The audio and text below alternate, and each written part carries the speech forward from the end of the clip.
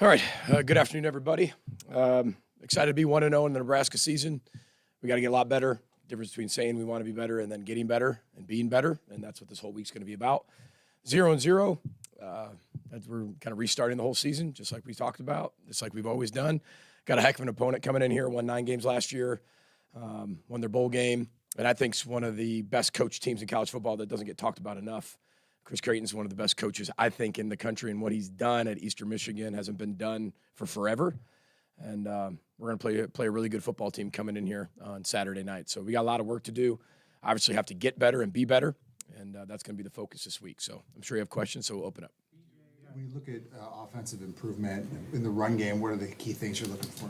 You know, it's not just – I think you look at the stats and you go, that's surprising. But when you look at it, we had 3 possessions in the first half. We're preparing for ghosts, right? So it's not like you take the field and you're like, oh, that's what they were going to do after the first play. It's constant. And when there's limited possessions and limited time in the first half, I mean, they changed their front numerous times. They did a lot of things. So you have, 20-some plays maybe. It took the first quarter was 20 minutes long maybe in real time. So you're constantly adapting and changing and making adjustments, but you still don't know what you're going to see. You haven't even thrown all your formations out there yet to really see it. So it's one thing that, we hang our hat on running the football. I mean, that's philosophical. But when we come back in after 3 possessions, they take the opening kickoff. They score a touchdown. We're down 7-3. There weren't many plays in the first half. You need to get some points on the board. And not saying it changed, but, throwing it 44 times is probably shocking to a lot of people. That's what was required to win that particular game. And, again, we have to be better in a lot of areas if we're going to throw the ball like that. Which, again, there's going to be changes of our offense this year. We all talked about that. But we have to complete more passes. We're going to have to throw it to run it. And there were 3 drops on there and then, 3 missed throws that you sit there and say, okay, that's just normally what we do. Then you're 30 of 44, you're around that 60-some%, and you're like in the, mid-60%. And you're like, okay, I see that, we did what we had to do, but it was a little below that. So we got to be able to improve that. But it's not because somebody's not doing. If you look back at our few games against Nebraska and how we've been able to beat Nebraska, they're very good up front. They're very big. They're very strong. They're Nebraska. And if you sit there and think, we're just going to pound Nebraska, and just run the ball down their throat, I don't know how much success you're going to have with how big and how deep they are up front. That was at least not knowing what they were going to do. But we want to be better in that area. And, that's something that we keep talking about, being balanced. Playmakers touching the football, and we did what we had to do to win that particular game. Now that you've had a chance to go back and look at film, PJ, what's your evaluation of the offensive line and the running backs and Zach Evans? What's his status? How is he doing? He's doing good, but this is all about competition. I don't make the depth charts; the players make the depth charts. I just pick who played best. And just because you did something one year doesn't mean you're going to be there the next year. I mean, you keep adding talent and you got to go out there and perform. We have full, trust in him, and he gets out there and gets his opportunity. Same thing with Darius Taylor. We felt really good with Sean and what he was able to bring that, plus Bryce Williams with the experience, especially not knowing what they were going to do. We felt really good about those 2 backs who have played a lot of football, who played against Nebraska before in Bryce, and then Sean played a lot of football in the past anyway. So we felt really good about going with those 2 guys. Offensive line, I thought we did well for what we thought we were going to see, but, we got to keep our quarterback upright. There weren't that many sacks, but, part of it's on the quarterback, part of it's on the O-line, part of it's on the tight ends, protection-wise, staying in the pocket when there's a pocket, not flushing yourself out when you don't need to, and then being able to trust everybody up front that you can stand in there and everybody doing their job up front. I just thought we needed more consistency at a really high level. The efficiency needs to be way more consistent, just across the board. And Dave, it doesn't matter which position we're talking about. We all just need to be more efficient and more consistent in everything that we do. What about your team that you didn't know before in the Nebraska game, PJ? I don't know if I learned anything new. I knew this team was resilient. We picked this word poise back in January, looking at our schedule, feeling our team for the first month. We're like, all right, there's going to be really, really good moments, and there's going to be some really deep valleys at times, and throughout the entire year. Whether that's injuries, whether that's, opponents, whether that's how you play, whether that's winning, losing, we have no idea, but there's going to be a lot of that. Experience, inexperience, it's how we're going to handle the moments when it's really high and how we're going to handle the moments when it's, we're in a valley. How do we respond to all that stuff? So that word poise fit this team perfectly. And I thought you saw that on Thursday night. They were poised. They never thought they were out of it. Remember, this is a whole team. This is about offense versus defense versus special teams. We're the Minnesota Golden Gophers, and we've said this for a long time. We want to play complementary football, and we're going to need each other to be the best football team we can be. It's not like, hey, we don't care what you do. Just get us the ball back so we score another touchdown. Don't really care what you do over there on the other side of the ball, or vice versa, or just on special teams. We call games. We do things together collectively, knowing what the strengths of our teams are. And but I learned, the things that we thought. This team's really poised. They have a lot of confidence in themselves. They're never out of it. They've got pretty level heads for as inexperienced as some of them are. And then guys that played a ton of football bring that. I mean, Tyler Nubin in really high moments is talking about how he's going to go get it. He's walking off the sideline saying, I'm going to go pick it off. Now, he's said that a lot. He just happened to, Babe Ruth only pointed one time, I think, to the fence, we think, right? Maybe he pointed 100 times and then hit one and everybody covers that one. But Tyler Nubin, like, that's the type of player he is. And when you start to look at what he learned from Antoine Winfield Jr. as an X factor, Antoine passed that to him and J-Howe, and then he's going to pass that to the Kerry Browns of the world, to the Coleman Brysons, to the AGs of the world. I mean, that's what it's all about, and that's that cultural sustainability over time. So, Joe, long answer to your short question, but I don't know if I learned anything new, but there's going to be high-pressure moments and high-pressure situations, and it's going to come down to our poise. What has Trayvon Jones brought to the team since he arrived here? Have you spent time with Trey? You need to. His personality is infectious. He glows, constantly smiling, unbelievable personality. And it's interesting when you bring players over from the transfer portal, you really worry as a coach, how well will they fit the locker room? I mean, you don't get to know them as long as you get to know your high school recruits. And the minute Trey got here, you think Trey was here 5 years. I'm talking like a week into it. And he was already hanging around the Wallies and the Brevins, and they were already connected. And you could say, all right, that guy must be a really good egg because, that group just took him in and they were hanging out. But he's got a lot of confidence in himself. He's a very good athlete. He's very tough. I remember we were in training camp, and it was one of the first days we were in pads and we could actually tackle, and he comes on a corner cat. And I mean, you talk about, I think, our low blocking or low tackling has gotten a lot better, our submarine tackling, our shoot tackling. And he came in and boom, shot the legs out with power and efficiency and sawed the running back off right then. I'm like, all right, I haven't seen a corner do that in a long time here. Maybe besides Wally. So I was like, he's tough. He has it. And he's a great kid with an infectious personality and loves football. So that's pretty high praise for a young man that just got here. He's got to keep getting better like everybody else. And we're far from being a really good football team right now. But it's fun to be able to have really good kids on your team. You mentioned the 44 passes. Someone told you, like in July, you would throw them many times and never trail by more than 7 in a game. Like, would you have been surprised? With this team, no. I'm not saying that's where you want to live, but if we have to do that all year, we'll have to do that all year.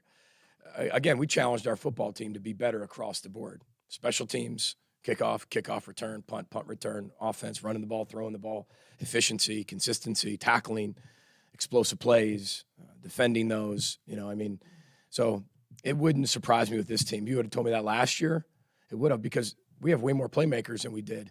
And again, this is, Greg and Matt's first opportunity doing it with the weapons, not knowing what you're actually going to see on defense. You have an idea. You never really know till game one. Now everybody in the country has a little bit of data, and now you can respond to that data. The more data you get, the better you can be, right? But, it wouldn't have surprised me at all, especially playing Nebraska. I feel like we always, at least the last few years, we've had to throw the ball a little bit more, especially late in the game to find a way to win, and that's what we're going to constantly do. Would I have loved to start fast and have 3 touchdowns on 3 drives? Absolutely. How would you evaluate the play of the linebackers, especially with Cody out? Yeah, that's part of when we say cultural sustainability. I think when you look back at our linebackers from Blake Cashman to Kamal Martin and what they, Thomas Barber and what they passed down to the Mariano Sori-Marins and the Jack Gibbons, and then what Jack's passed down to Cody Lindenberg, and what's Cody already still on this team with 3 years left, passing down to the Mavericks, to the Devin Williams, to the Joey Gerlachs, to the Sealigs. You saw a lot of people out there that were prepared for their opportunity. And we got to play better, but you saw a lot of guys prepared and ready to go, and that's what a team does. There's going to be adversity, there's going to be injuries. That's just part of it. It's not, if, it's when. And I thought they've handled that really well. As the game went on? I did. They fly around. One thing I don't worry about with Coach Rossi, coaching linebackers, is how hard they play. Now we got to get better. We got to be more efficient in our tackling, our angles, pressing the hip. We weren't as good as we need to be in some of those areas that kind of got out on us. Too many ankle tackles and diving instead of running through the hip and using our tackling circuit. But we'll improve those things that we did last night. Hoping to have Chris, Cody, and Darnell back at 100%. Hopefully really soon. But you guys will find that out, and Big Ten has a rule now with the 2-hour rule, and we'll use that as the Big Ten wants it used. Yeah, and with the special teams, that kick return led to the score Yeah. for Nebraska, and then Eastern Michigan 2 return touchdowns. How are you guys preparing for that? Yeah, I thought we did pretty well, except that one return. And if you watch it, two guys are they got handsy and eyesy. They got down inside where they just kind of lost their gap, just like gap integrity on defense. And that's not where the return's supposed to go. He just bounced it because of the lack of contain by two young players. And they'll get coached up. We believe in them. But they've got a really good return game. They showed that. Anytime you have two returns in a game for a touchdown, that's not by accident. They've done that. They did that last year. I took one to the house against Western Michigan University. I did that another time. I mean, they're good at it, and they spend a lot of time on it. They've got a few techniques that they use that are a little different than what we've seen, which can help with what they do. But when you have two guys return a kick each, that's very rare. And they kick it away from the guy, and he takes it back. So that just shows their scheme's well dialed in. Their coach or their players are all bought into that, and they execute their scheme really well. What did you like most about your defensive performance on Thursday? Well, I just thought it was collective, from the top down, from the back to the middle to the up front. We played a lot of guys, rotated a lot of guys. With 20 plays or whatever it was in the first half, there wasn't a lot of data in the first half. Second half, I think both teams were throwing the ball a little bit. I think if it was a normal Minnesota game of years past, maybe we would have got 40 total plays. We threw the ball a heck of a lot more than we usually did in the past. But I just loved how we swarmed to the ball. I loved top down. I loved that, they never thought they were out of it. They just played really, really hard. And if you play hard, especially on defense, sometimes even if you are wrong, you'll be able to get somebody on the ground or you'll be able to make a play. It's the times you're not doing that you worry that you have to be perfect. So they knew what they were doing. They did a great job with halftime adjustments, sideline adjustments. I don't think there's anybody better in the business at doing that than Joe. Do you anticipate using the same offensive line configuration heading into week 2? That's a great question. We'll see. I think we got 7-8 guys that can play. I think we got 4 guys that have solidified themselves as starters. We'll do what we have to do in practice and keep evaluating and see what that guard position looks like and go from there. But I have confidence in all the guys. It's just who's going to do it better. And when it's that close, who edges somebody out to play the most? Those are the questions we have to answer. It's not like, hey, we're not good enough there. That's not what I'm saying. We got 4 guys. Somebody's got to separate themselves. And whether that's a young guy or whether that's an older guy, we're waiting on that. But it's a good problem when you have 8 guys. We just have to be more consistent. I know Eastern Michigan went into the year rated among the best special teams units in the MAC. What else do they do well besides the kickoff returns? Yeah, well, their punt team's really good. They fly around. They play all their starters on special teams. I can't say all because that's technically not true, but they play their best players on special teams. They're all over the place. You can tell that Coach Creighton, which he always has valued special teams. Even back when I was at Western Michigan, had really solid special teams. And, that's the bridge that connects offense and defense. And he's won a lot of games on special teams, and that's the difference makers. When you look on the offensive side of the ball, they got a quarterback who can really throw it. They run it with them, too. They've got a running back who used to be a quarterback at Iowa. And then so he does some more wildcat. He plays running back. He can throw the ball, so he provides that wildcat dangerous aspect to still throw the football. They're really big up front. I mean, the right tackle's huge. They've got a lot of offensive linemen that they play. They've got a lot of skill. They threw the ball down the field. They ran it with some efficiency. And then when you look at them over the years, that's what they do. Defensively, they're multiple in what they do, whether 4 down or 3 down. But they keep everything in front of them. Did a really good job of limiting, the team last week of keeping in front of them. They scored some points, but they eliminated a lot of explosive plays, and they play really hard, fly around to the football. And, I wouldn't expect anything less from Chris. How would you assess your pass rush against Nebraska? That was better. I thought it can keep getting better. But I think you saw that, we got home with 4, and were able to get some sacks, whether it was Strigow, whether it was Ja, whether it was Jalen Logan Redding, and we were able to get to the quarterback with 4, which was really good for us. Something that you want to see in Big Ten play. You know, you want to be able to see that, and we were able to do that against that offensive line at Nebraska. Seems like they've been there forever.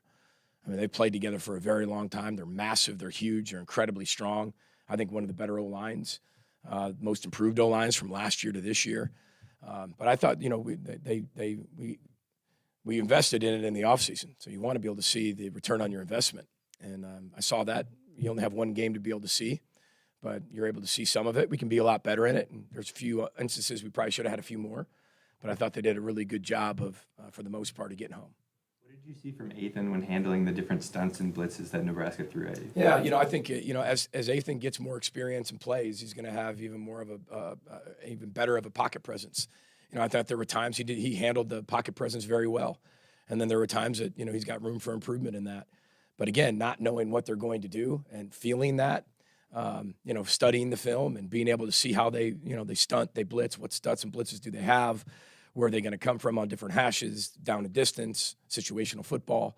It was hard to be able to, when you're preparing for ghosts, hard to be able to have that beat on that. But he's got a good feel. I just thought sometimes he got a little jumpy, getting out of the pocket a little too early, maybe abandoned his technique a little bit here and there where, you know, his platform wasn't set, you know, made some throws that he'd love to have back.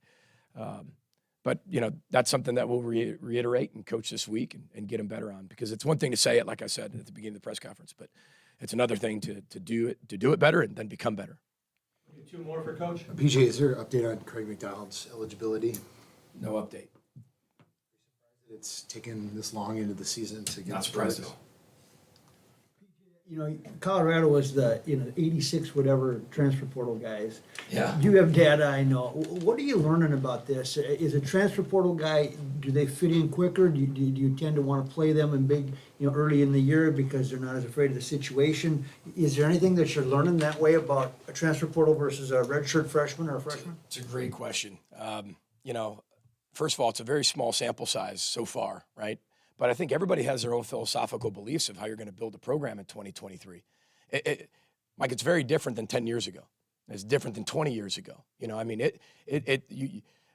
whatever you were doing 10 years ago is obsolete, right? It's like your cell phone. Whatever cell phone you had 10 years ago, it doesn't even turn on anymore if it's 10 years old, right? We got to get you a new one, right? You're still flipping that thing, man. And how do you get the work done on your flip phones? I'm just kidding. But the sample size is small. We have a philosophical belief. We have taken advantage of the portal. It's been a huge benefit for a place like Minnesota. How we use it is our own philosophical belief. But I think guys have fit in really well. We've also lost some players to the transfer portal for all the right reasons, and some that you wish you had them back.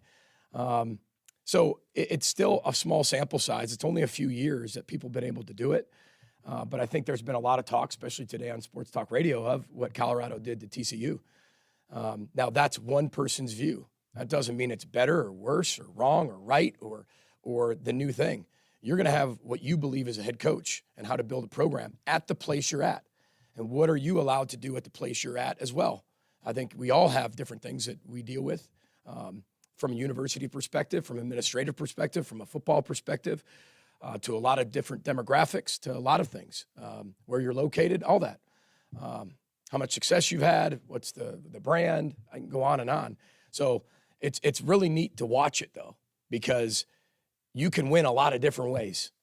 You can lose a lot of different ways.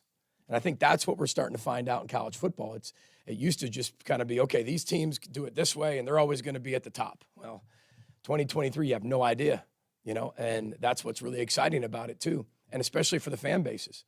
Now, we have a philosophical beliefs of cultural sustainability through high school development and adding players through the portal. I'm not saying that 5 years from now I'm not going to think differently. I mean, if I'm even the head coach here in 5 years, it changes so fast.